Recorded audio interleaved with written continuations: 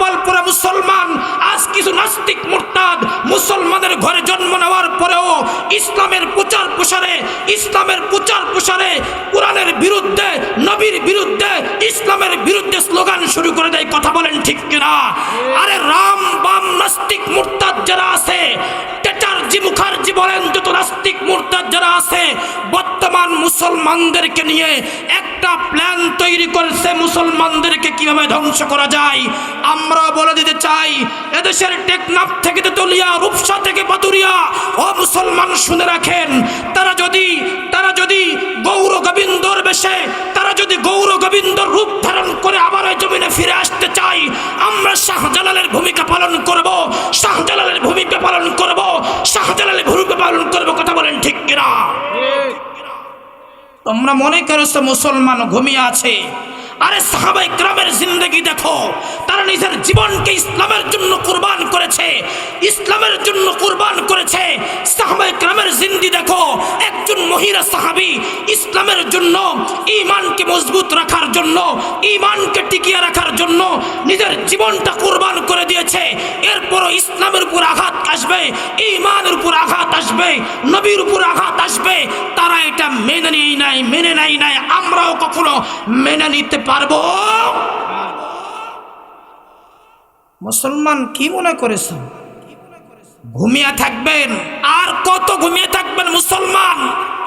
একটু ইতিহাস তাকিয়ে দেখেন, যে দেশে 95% মুসলমান, 95% মুসলমান থাকা সত্ত্বেও রাম বামগুলো, নাস্তিক মুরতাদগুলো মুসলমানের উপর আঘাত করে সাহস কোথায় থেকে পেয়েছে? কোথায় থেকে এসেছে জানেন? মুসলমান, কপাল পোড়া মুসলমান। এ জাতি ধ্বংস হবে না কেন? আমরা কপাল পোড়া মুসলমান, আমাদের কারণেই আজ মুসলমান লাঞ্ছিত, আমাদের কারণেই মুসলমান লাঞ্ছিত, বঞ্চিত, নির্যাতিত। মুসলমান এখনো সোচ্চার হন, সময় আছে। এখনো যদি সোচ্চার না হতে পারেন, মনে রাখবেন মায়ানমারের কথা বিগত মাহফিলে আমি বলেছি। মায়ানমার, তারাও মুসলিম ছিল, তারাও নামাজ পড়তো। একটু চেয়ে দেখেন, তাদের জন্মভূমি থেকে তাদেরকে জ্বালাইয়া পুরাইয়া তাদেরকে উচ্ছেদ করে দেওয়া হয়েছে কেন? মুসলমান একটু চিন্তা করবেন, বালিশে কান লাগায়া চিন্তা করা দরকার। এখনো সাবধান। আর যদি এখনো মুসলমান দল মত নির্বিশেষে এখনো মুসলমান যদি হাতে হাত না রাখে, এখন এদেশের মুসলমান যদি এক না হয়, মনে রাখবেন এদেশের মুসলমানদেরকে প্ল্যান চলতেছে বঙ্গোপসাগরে চুবায়া চুবায়া চুবায়া মারবে। মনে করছেন কি মুসলমান এত সস্তা? আপনি ঘুমিয়ে থাকতে পারেন, নাস্তিক মুরতাদ যারা, এরা ঘুমিয়ে নাই। এরা নাস্তিক মুরতাদ যারা এখনো ঘুমায় নাই, এরা প্ল্যান ঠিকই চালাইতেছে, এরা ঠিকই প্ল্যান চালাইতেছে। আল্লাহ আমাদের মুসলমানদেরকে এক হয়ে দ্বীনের প্রচার প্রসার করার তৌফিক দান করুন, বলুন আমিন। জিন্দগি মে বন্দেগি তু করনা হে, जिंदगी में बंदगी तू करना है,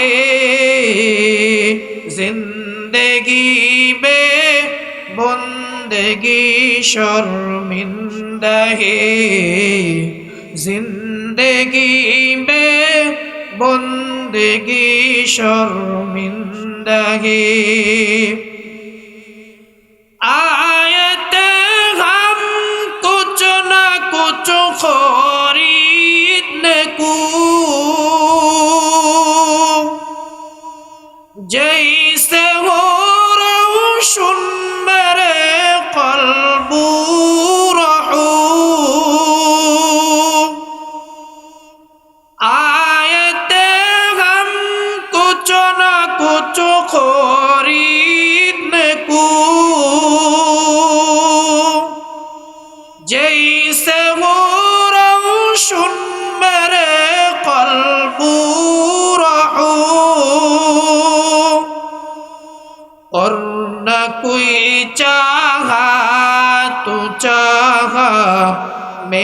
नहीं और न कोई चाहा तो चाहा मैं नहीं जिंदगी में बंदगी तू करना है जिंदगी में बंदगी शर्मिंदा है जिंदगी में बंदगी शर्मिंदा है दुनिया में हो दुनिया का तलबगार न हो बाजार से गुजर हो खरीदार न हो ए दुनिया एक मिसले कागज फूल है ए दुनिया एक मिसले कागज फूल है একটু আওয়াজ করে বলুন তো আল্লাহু আকবার আল্লাহু আকবার মুসলমান ইমানদারেরা আল্লাহ পাক রব্বুল আলামিন এই দুনিয়ার মানুষদেরকে অনর্থক দুনিয়ায় পাঠাই নাই অযথায় দুনিয়ায় পাঠাই নাই আল্লাহ পাক রব্বুল আলামিন বলেন ও মুসলমান ইমানদার ও পর্দার আড়ালের মা ও যুবক ভাই আল্লাহ পাক রব্বুল আলামিন বলেন বান্দা আমি তোমাদেরকে অনর্থক দুনিয়ায় পাঠাই নাই অযথায় দুনিয়ায় পাঠাই নাই আল্লাহ পাক রব্বুল আলামিন এই দুনিয়ার মানুষদেরকে দুনিয়ায় পাঠানোর পিছনে একটা লক্ষ্য উদ্দেশ্য টার্গেট আল্লাহ পাক রব্বুল আলামিন বলেন ওমা খালাকতুল জিন্না ওয়াল ইনসা ইল্লা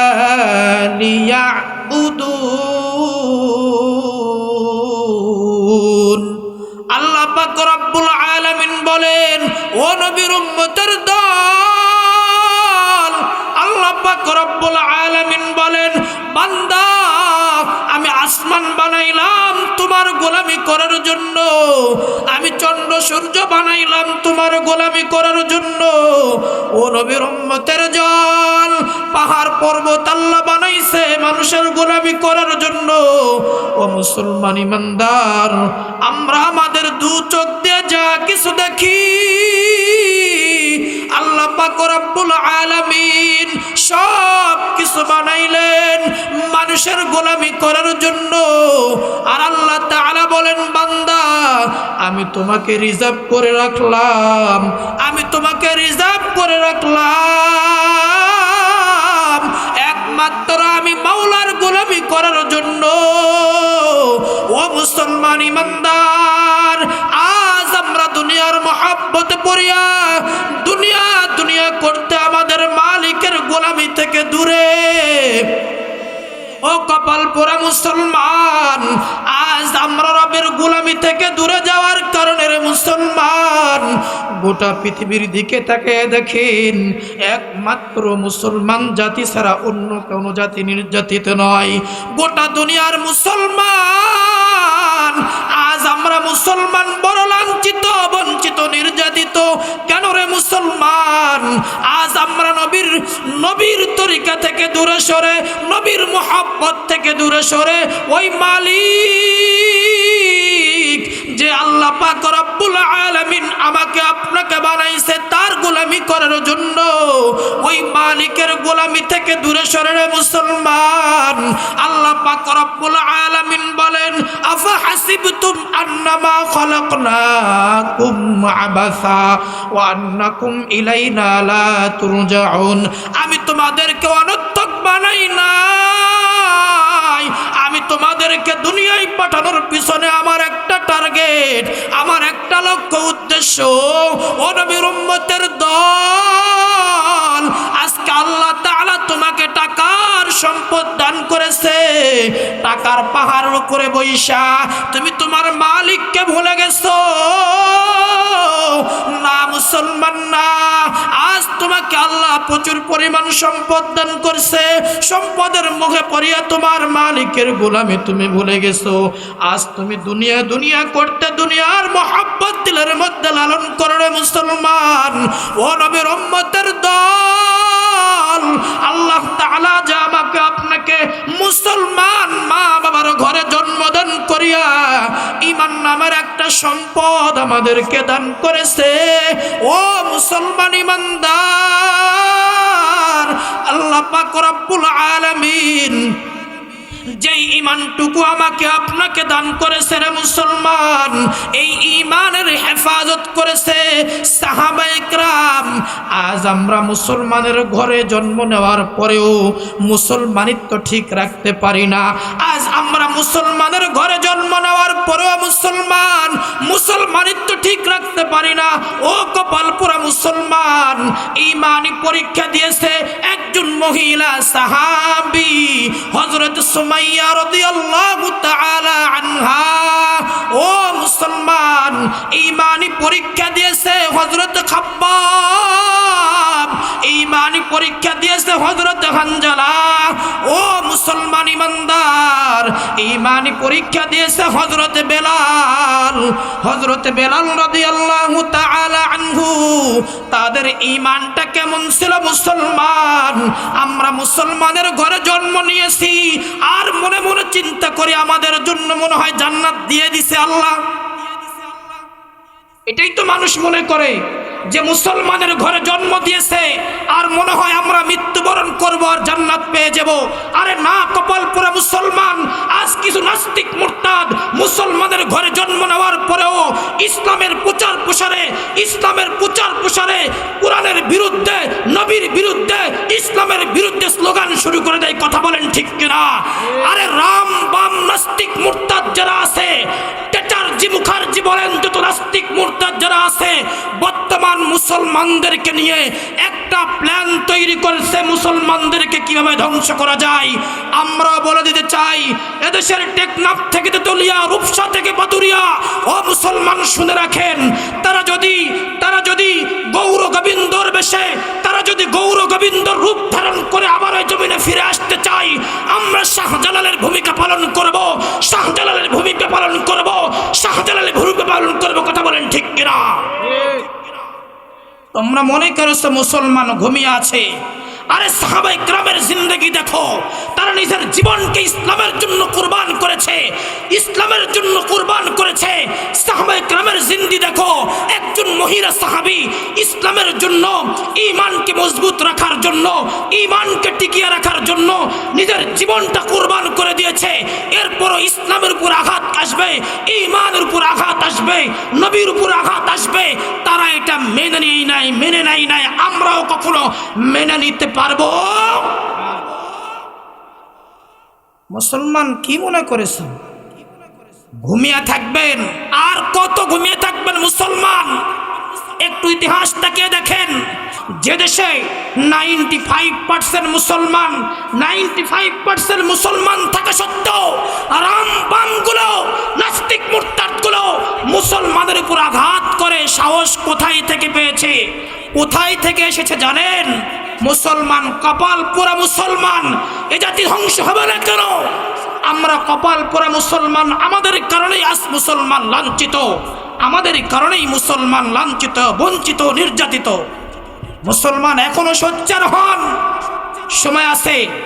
এখনো যদি সোচ্চার না হতে পারেন, মনে রাখবেন মায়ানমারের কথা বিগত মাহফিলে আমি বলেছি। মায়ানমার তারাও মুসলিম ছিল, তারাও নামাজ পড়তো।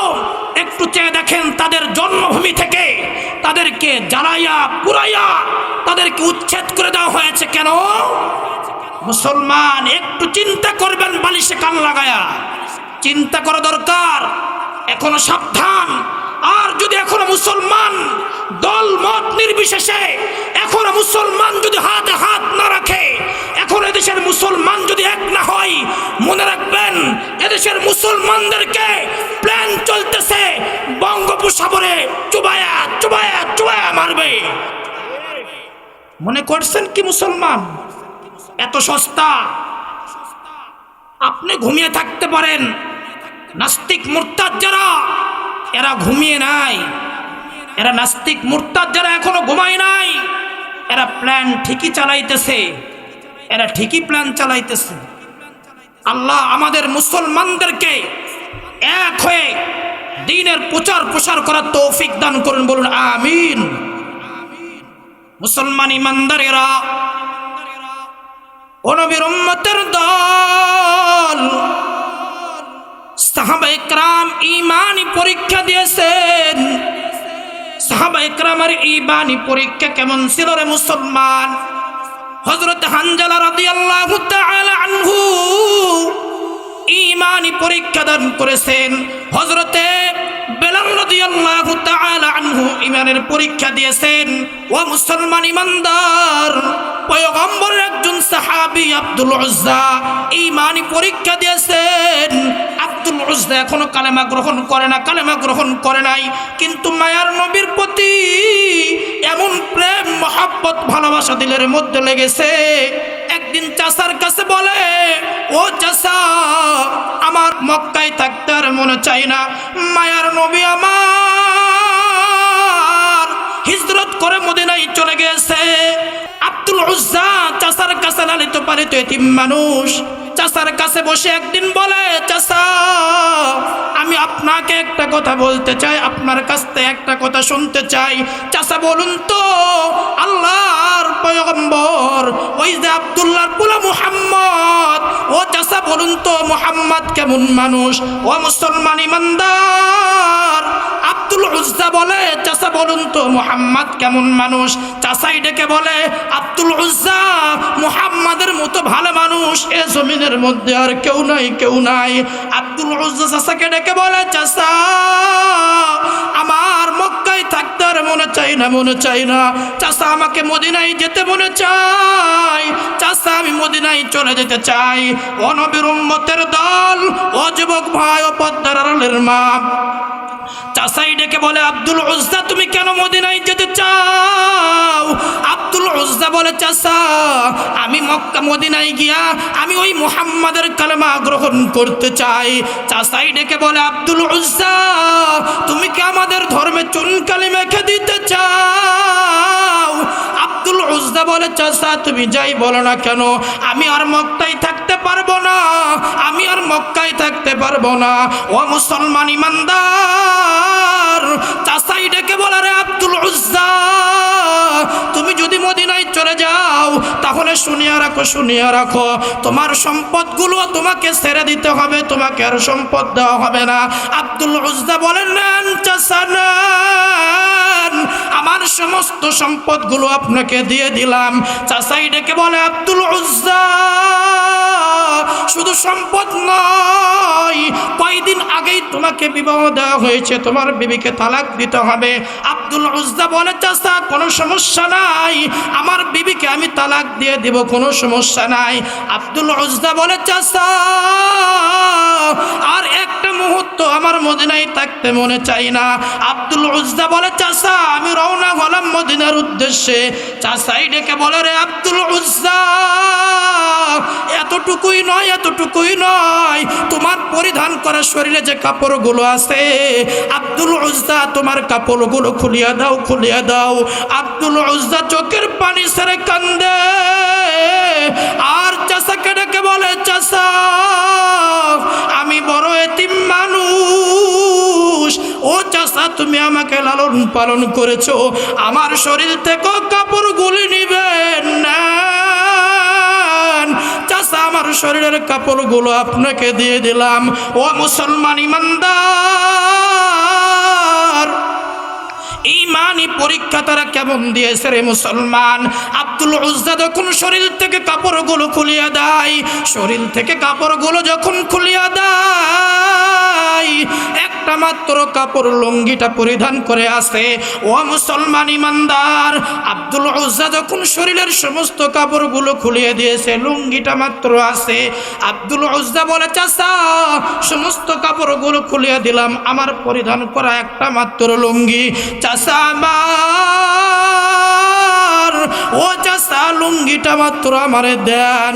এই কথা বলে আব্দুল উজ্জা যখন সামনের দিকে পা বাড়াইতে লাগে, ও মুসলমান ইমানদার, ও যুবক ভাই, ও পদ্মার আড়ালের মা, একটু দিলের কানটা লাগায় শুনবেন রে মুসলমান, সাহাবায়ে কেরামের ঈমানি পরীক্ষা কেমন দান করতে হয়েছে। ও মুসলমান ইমানদার, আব্দুল উজ্জা যখন সামনের দিকে পাটা বাড়ায়, আব্দুল উজ্জার পিছন দিক থেকে এমন জোরে একটা টান মারছে লুঙ্গিটা ধইরা, আব্দুল উজ্জার লুঙ্গিটা খুলে পড়ে যায় উলঙ্গ অবস্থা।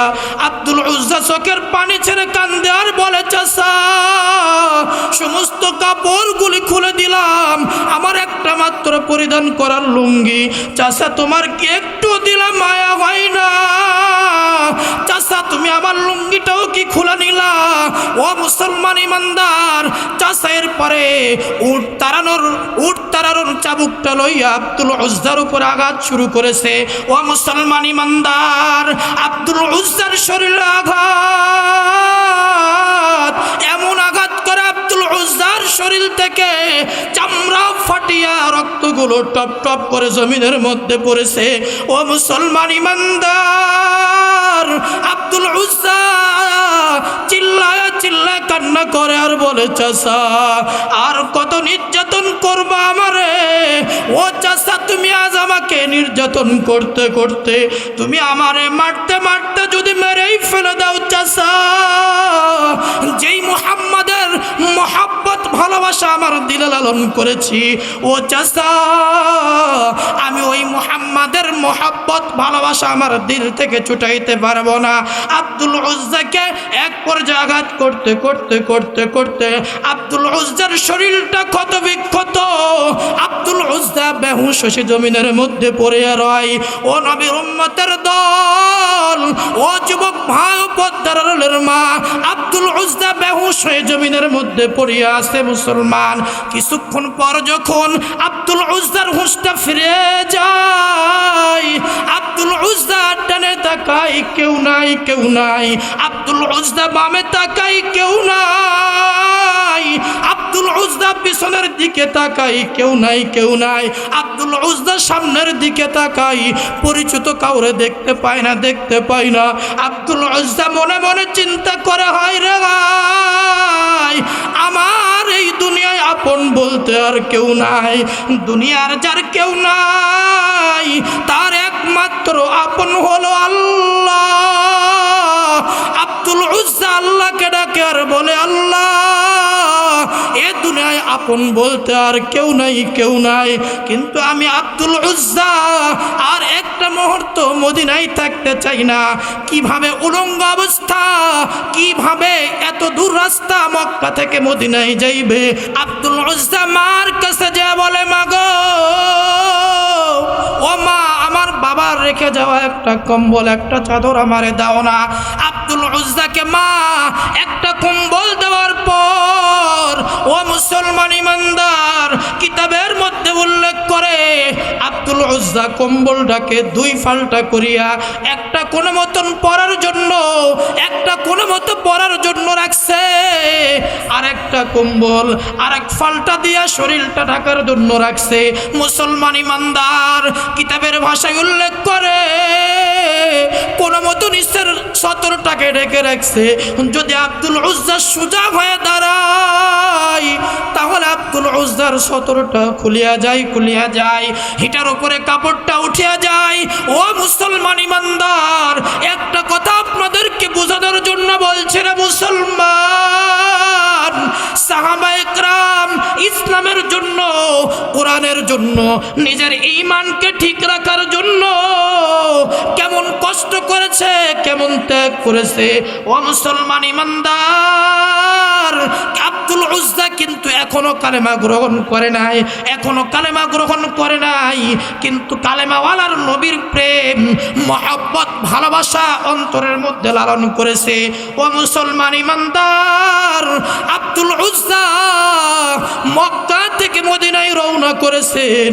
একদিন নয়, 2 দিন নয়, 16টা দিন 16 রাত 16 দিন মক্কা থেকে মদিনায় মায়ার নবীর কাছে যাওয়ার পর, মদিনায় যাওয়ার পর অনেক তালাশ করার পরে একদিন লক্ষ্য করে দেখে ফজরের আগে হযরত বেলালের আজানের ধ্বনি। ও মুসলমান ইমানদার, বেলালের আজানের ধ্বনি, বেলালের আজানের ধ্বনি যখন কানের মধ্যে যায়, আব্দুল উজ্জা মনে মনে চিন্তা করে এই জায়গায় হয়তো আমার মায়ার নবী আছে। মুসলমান ইমানদার, আব্দুল উজ্জা অপেক্ষায় থাকে কখন জানি মায়ার নবী মসজিদের দিকে আসে। ও মুসলমান ইমানদার, একটু অপেক্ষা করার পর মায়ার নবী আমার ঘর থেকে বের হয়ে আসে। আব্দুল উজ্জা মায়ার নবীর পা জড়াইয়া মায়ার নবীর পায়ে পড়ে যায়। আব্দুল উজ্জার ডেকে বলে, বাবা তুমি কে, কোথায় থেকে এসেছো? মায়ার নবী আবার আব্দুল উজ্জাকে ডেকে বলে, বাবা তুমি কে, কোথায় থেকে এসেছো? চুলগুলো আলাগুলা কেমন জানি দেখতে। আব্দুল উজ্জার চেহারাটা পরিবর্তন হয়ে গেছে। ও নবীর উম্মতের দল, 16 দিন 16টা রাত রওনা করেছে। মুসলমান ইমানদার, আব্দুল উজ্জা মায়ার নবীকে ডেকে বলে, পয়গম্বর, ও পয়গম্বর, মক্কায় আপনি থাকা অবস্থায় আপনার কাছে আমি যাইতাম, আপনার একজন আশেক, আমার নাম আব্দুল উজ্জা। আব্দুল উজ্জা মায়ার নবীকে জড়াইয়া, মায়ার নবী আমার আব্দুল উজ্জাকে জড়াইয়া ধরছে। আব্দুল উজ্জারে জড়াইয়া সামনের দিকে উঠাইতে পারে না। আব্দুল উজ্জা নিজের পায়ের তালুগুলো জমিনে রাখতে পারে না, পা গুলো ফুলে গেছে। আব্দুল উজ্জা বলে, পয়গম্বর আমি 16 দিন 16টা রাত মক্কা থেকে মদিনায় রওনা করেছি। পয়গম্বর, ও পয়গম্বর, দাঁড়ানোর মতো কোনো রকম কোনো শক্তি আমার নাই। পয়গম্বর, কখন যে আমি দুনিয়া থেকে বিদায় হয়ে যাই। ও পয়গম্বর, দেন দেন, তাড়াতাড়ি আমাকে কালেমা পড়ায়া দেন। আল্লাহর পয়গম্বর সাহাবায়ে কেরামদেরকে ডাকে, ও সাহাবীরা রে, তাড়াতাড়ি আব্দুল উজ্জার গোসলের ব্যবস্থা করিয়া দাও। সাহাবায়ে কেরাম আব্দুল উজ্জার গোসলের ব্যবস্থা করলেন। সাহাবায়ে কেরাম আব্দুল উজ্জার গোসলের ব্যবস্থা করলেন। মায়ার নবী আমার হযরত বেলালকে ডেকে বলে, বেলাল আমার পায়ের জুতাগুলো আব্দুল উজ্জাকে দাও। আব্দুল উজ্জা খালি পায়ে আর পারাইতে পারে না। ও বেলাল আমার একটা কাপড় আব্দুল উজ্জারে দাও। আব্দুল উজ্জারে যখন রেডি কইরা লইছে, ও নবীর উম্মতের দল, আব্দুল উজ্জা যখন টুপি পয়রা সুন্দর করে গোসল করিয়া মায়ার নবীর জামাটা পরছে, এরপর মায়ার নবী আমার আব্দুল উজ্জারে কালেমা পড়া দেয়। ও মুসলমান, জবান খুলে পড়েন, লা ইলাহা ইল্লাল্লাহু মুহাম্মাদুর রাসূলুল্লাহ। বড় আফসোস লাগে মুসলমান, সাহাবায়ে কেরাম নবীর জন্য, ইসলামের জন্য যে ত্যাগ করেছে, কুরবান করেছে। আমরা মুসলমানের ঘরে জন্ম নেই, কিন্তু অথচ মুসলমান আমাদের সামনেই নাস্তিক মুরতাদগুলো নবীর বিরুদ্ধে কথা বলে, ইসলামের বিরুদ্ধে কথা বলে। আরে তোমার শরীরে যাররা পরিমাণ ঈমান যদি থাকে, কোন মুসলমানের যদি যাররা পরিমাণ ঈমান থাকে, সে নবীর বিরুদ্ধে কথা বলবে। কোন মুসলমান ঠিক থাকতে পারে না, কথা বলেন ঠিক কিনা? এক ফোঁটা রক্ত দেহে থাকতে মুসলমান সইতে পারে না বিশ্ব নবীর অপমান, কথা বলেন ঠিক কিনা? এক ফোঁটা রক্ত দেহে থাকতে মুসলমান সইতে পারে না বিশ্ব নবীর অপমান। নবীজিকে করলে আঘাত এ দিলে আর সহে না, নবীজিকে করলে আঘাত এ দিলে আর মানে না, পাবে না রে ঠাই পাবে না, নাস্তিকদের ঠাঁই হবে না, হবে না রে ঠাঁই হবে না, মুরতাদদের ঠাঁই হবে না। ওলি আল্লাহর বাংলাদেশে নাস্তিকদের ঠাঁই হবে না, পিরাউলিয়ার বাংলাদেশে মুরতাদদের ঠাঁই হবে না, হবে না রে ঠাঁই হবে না। নবীজির ওই দুশ্মনেদের এ বাংলায় ঠাঁই হবে না। কথা বলেন ঠিক কিনা? নবীজির জন্য যদি জীবন দিতে হয়, গোবিন্দপুরের মুসলমান করে না তো ভয়। নবীজির জন্য যদি জীবন দিতে হয়, মান্দারে মুসলমান করে না তো ভয়। কথা বলেন ঠিক কিনা? একটা কথা আবার বলতে চাই, কোন রামবাম চাচার্জি মুখার্জি, কোন নাস্তিক মুরতাদ যদি ইসলামের বিরুদ্ধে কথা বলে, নবীর বিরুদ্ধে কথা বলে, মুসলমান নিজের শরীরের তাজা রক্ত দিয়ে হলেও ইসলামের বিরুদ্ধে যারা কথা বলবে তাদেরকে প্রতিহত করতে পারবো তো ইনশাআল্লাহ। আল্লাহ তাআলা আমাদের ঈমানকে মজবুত করে দেন, বলুন আমিন।